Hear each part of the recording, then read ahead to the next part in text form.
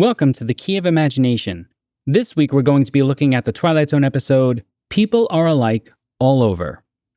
We'll test the premise of this episode, are people alike all over?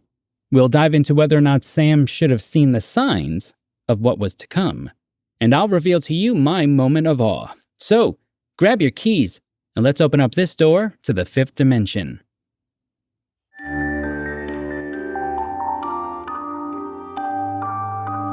You unlock this door with the key of imagination.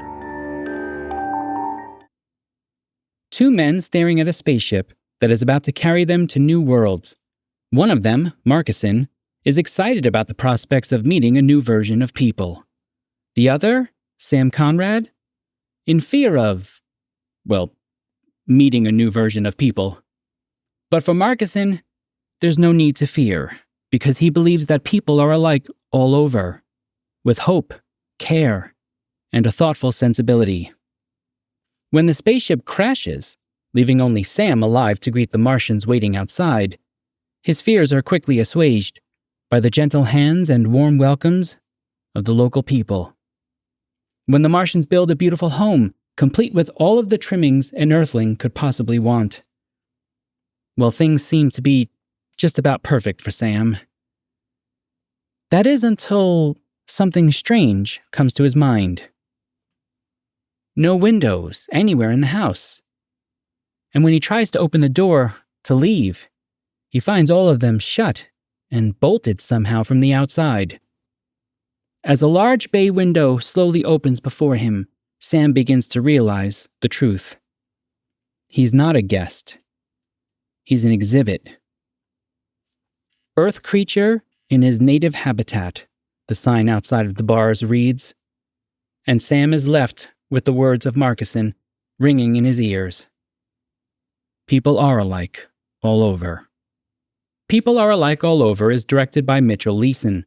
The teleplay is by Rod Serling, but it's based off of a short story entitled Brothers Beyond the Void by Paul W. Fairman. As for our cast, Sam Conrad is played by Roddy McDowell. Paul Comey is our ever-optimistic Warren Markison, and Susan Oliver portrays the kind and perpetually unnerved Tina. The episode first aired on March 25th, 1960.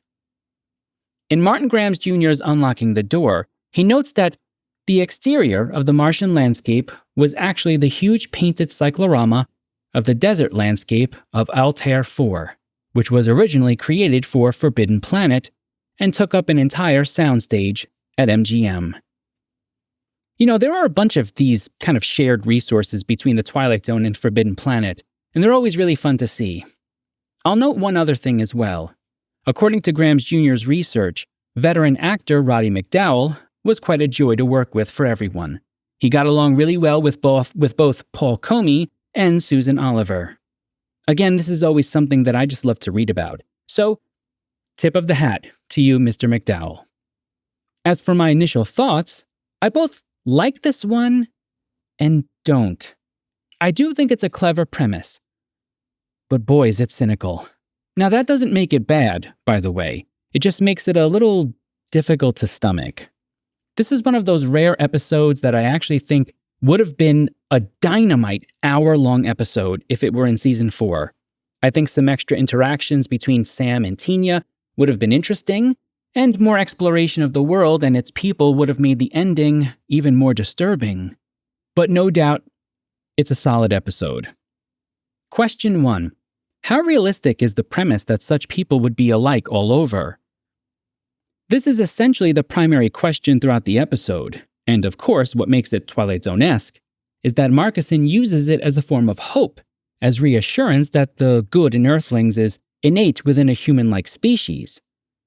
Now, even someone as optimistic and hopeful as I am would probably look a little sideways at this comment.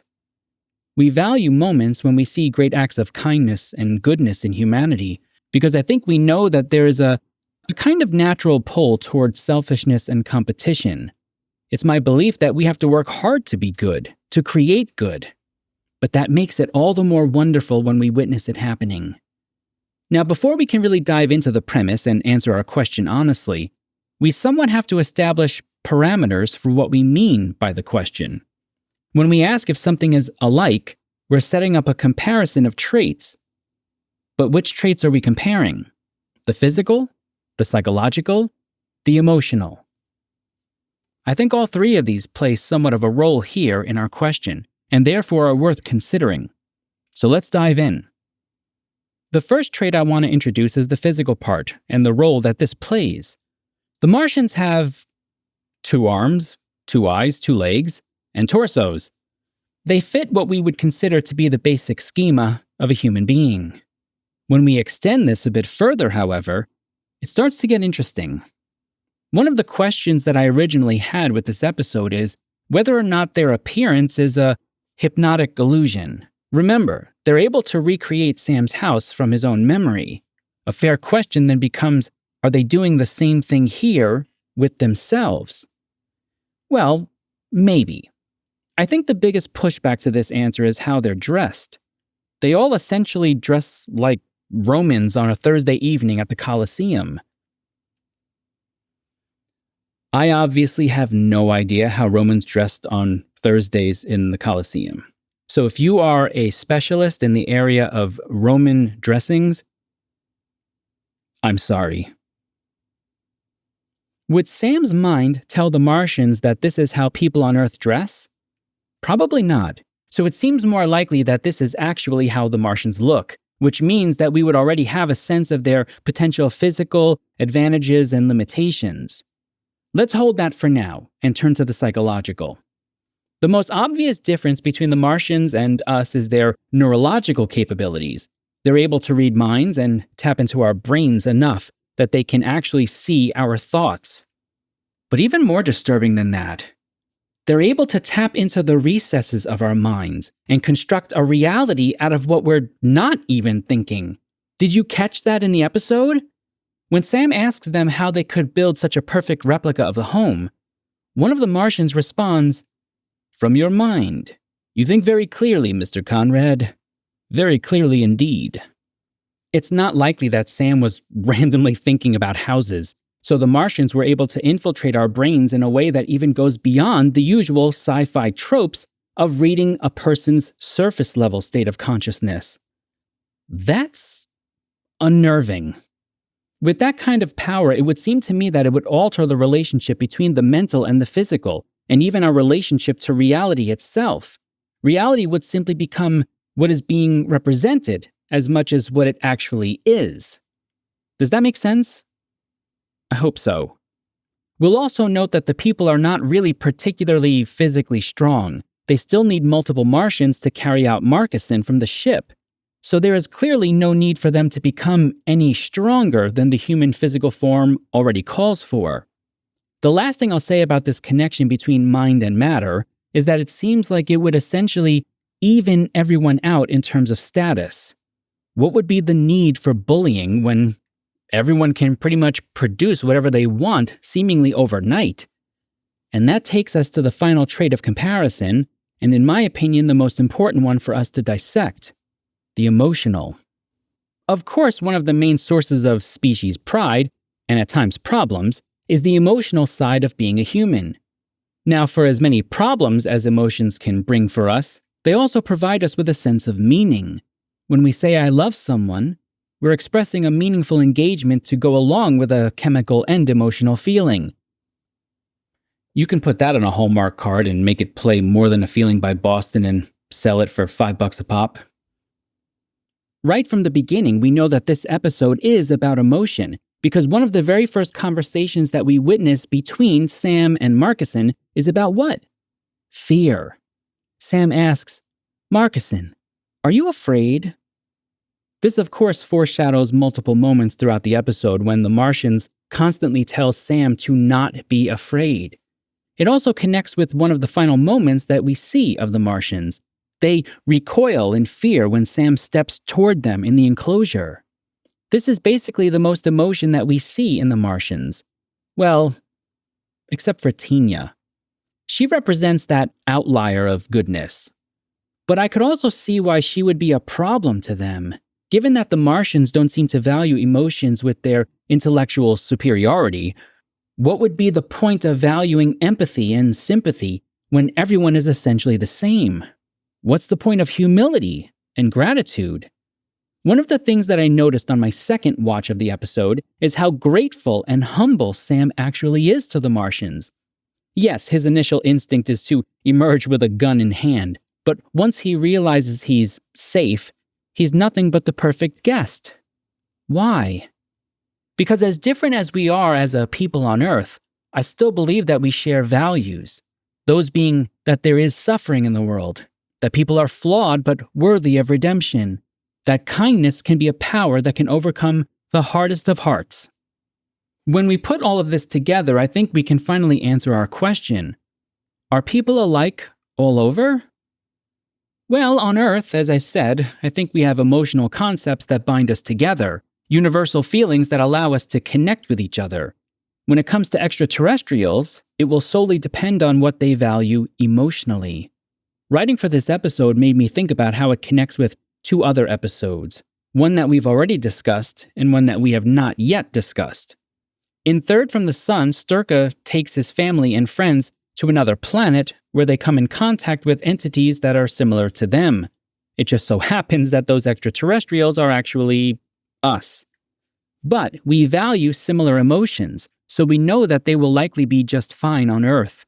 However, when we think about an episode like To Serve Man, the Canamites are nothing like us emotionally, and so to them it's no big deal for them to, well, I don't want to spoil the ending here, just in case. I think the answer to our question is that people are not alike all over, for various reasons, but there is one saving grace. They can look different, think differently, have different forms of leisure and food, but if they have an emotional value structure that is similar to ours, we might just have a chance at making some new friends. Although you can count me out. Look, I'm not getting on any ships to meet our extraterrestrial overlords, okay? No, I'm good here. Thank you. Question 2.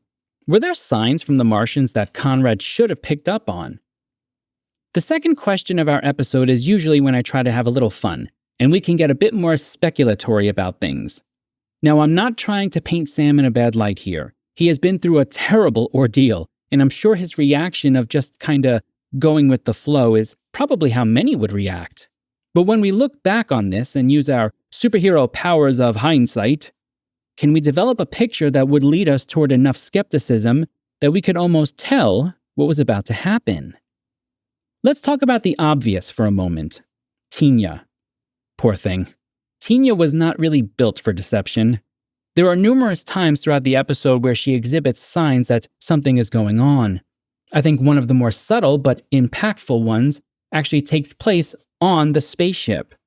When the other Martians leave the ship, Sam isolates Tina and tries to explain to her that he was frightened before, but he isn't now. She tells him, "Don't be frightened, Mr. Conrad. No one will hurt you." She then doubles down. "No one will hurt you. You must believe that." This is a fairly typical signal of distress for us Earthlings. The emphasis on the word hurt should have triggered within him the understanding that she is specifically referring to his physical form. But as humans, we know that we can be hurt in a multitude of ways. She then leaves the ship, but, and this one is for my body language gurus, she won't look him in the eyes. It's really quite a wonderfully acted little scene by Susan Oliver. So at the very least, Sam should have picked up on the fact that something was going on because of how Tina was acting. But there are more signs here. The next thing I want us to analyze somewhat connects back with something we spoke about in our first question, emotions. As in, the Martians have absolutely no fear of him whatsoever. Not only that, but can we break down something from the episode that started to bother me on my second viewing? Sam is waiting in the ship because he's scared. This feeling makes him not want to open the ship door. Then, it just magically opens on its own. Now, when this happens, the Martians say something to him that's kinda weird. They say, "We've been wondering when you would come out. We've been waiting for hours." What? That's creepy. So they get impatient, and they're like, "Open it up, Ted." That should indicate to Sam that these beings have a pretty strong confidence in their abilities. They believe that they have nothing to fear from him, and they demonstrate no prudence in the situation.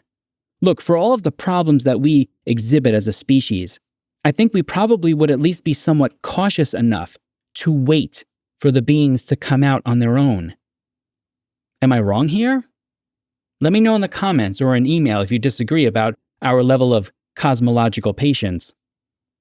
The Martians' lack of patience would immediately signal to me that I need to act somewhat confidently myself.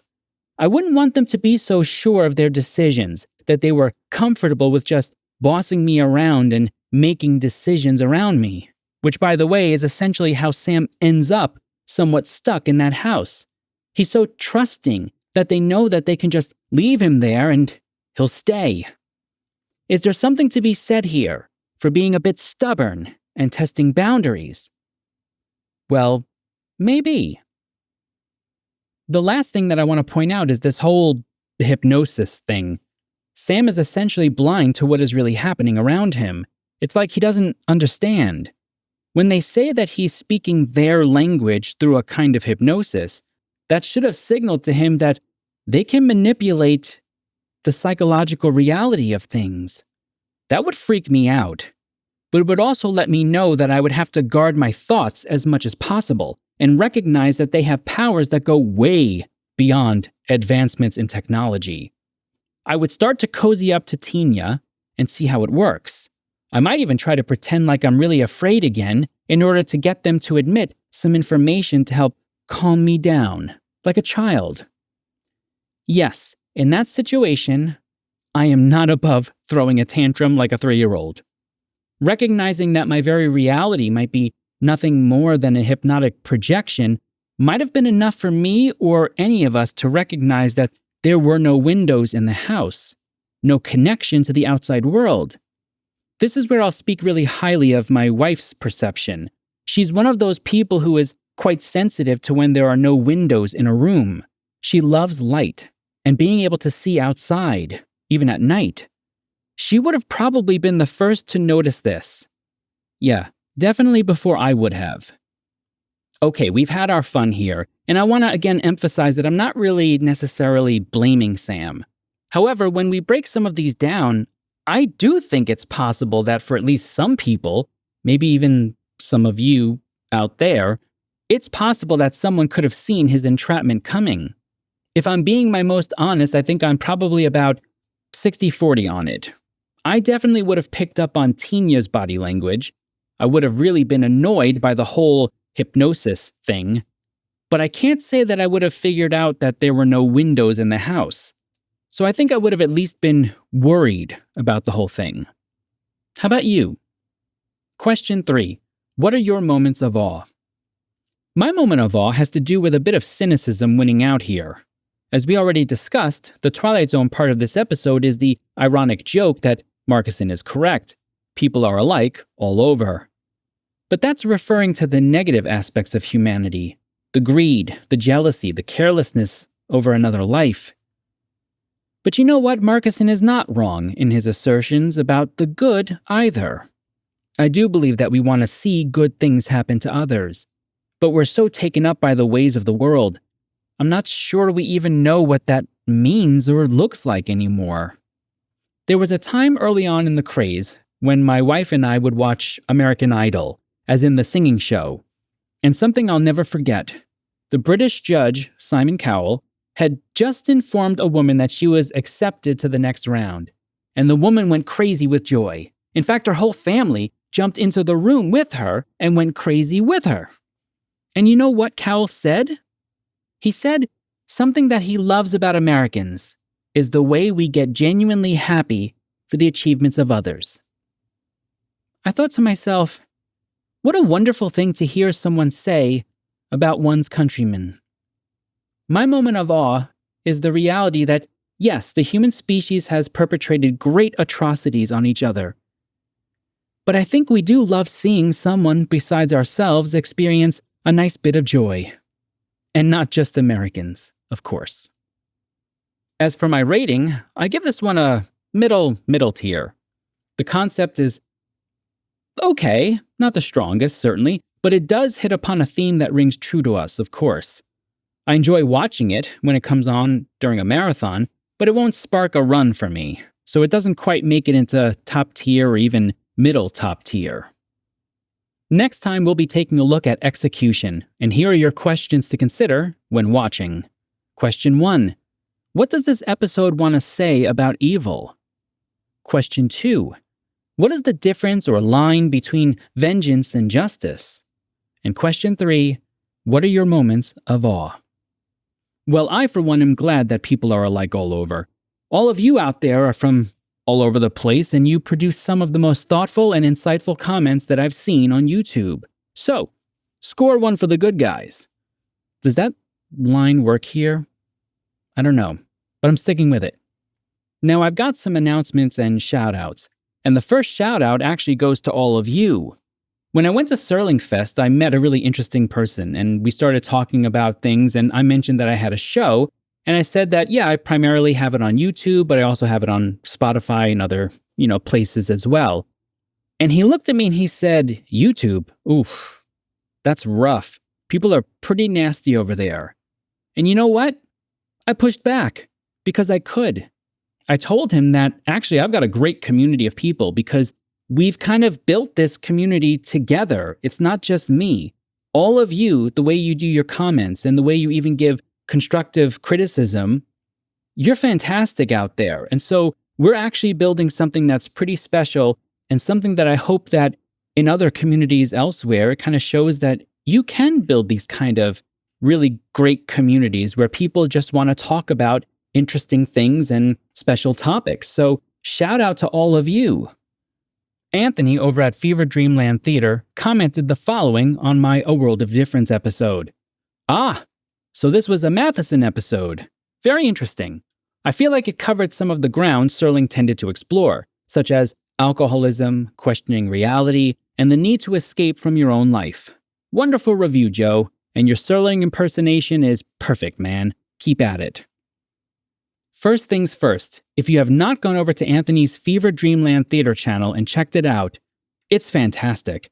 Not only are his Twilight Zone episode breakdowns great, but as a child of the 80s myself, his deep dives into Night Gallery and horror are wonderful. But I want to address the most critical thing that Anthony said in that comment. My Serling impersonation is perfect. That's right. Look out, Mark Silverman. I'm coming for you. I think Anthony was just being nice. I want to give a special shout out to Rob A. Gabor, who actually I met at Serling Fest. We sat down, had a great lunch together, and in reality, this became our first KOI meetup. So, Rob, I had a fantastic time. Thank you so much. Head over to thekeyofImagination.com to continue our conversation. But you can actually also continue our conversation through the Discord server that I set up recently. I thought it worked pretty well for Serling Fest, so I'm going to keep it up and running. There you can talk about various Twilight Zone episodes or discuss the KOI episodes. It's just another avenue to, again, continue our conversations. Now, at the website, you can rate this episode, learn more about me, watch previous episodes of the show, and check out my Curios page where I showcase, someday, some of the Twilight Zone trinkets I've bought over the years. I encourage people to email me thoughts and comments, whether it's about a particular Twilight Zone episode, your rating for an episode, or about the Key of Imagination show. You can get those to me as a text email, an audio clip, or even a video clip of roughly no more than 5 minutes to keyofimaginationShow@gmail.com. Keep in mind, even though we talk about some serious topics, we're trying to maintain as family-friendly of an atmosphere as we can. If you would rather I not use your comments on the show, please indicate that so I can respect your decision. If you enjoyed the show, I ask that you please take a moment and do one or more of the following to help build our community. Rate the show, review the podcast, leave comments, thoughts, thumbs up, all of the usual algorithmic gymnastics that will help us get the show in front of more people and help us build our community of Twilight Zone fans. However, even if you do none of that, and you absolutely hated. Oh, hated so much. Every minute of this. I would still like to thank you for spending some time with me. Until next time, remember, all doors are open to those who possess the key of imagination.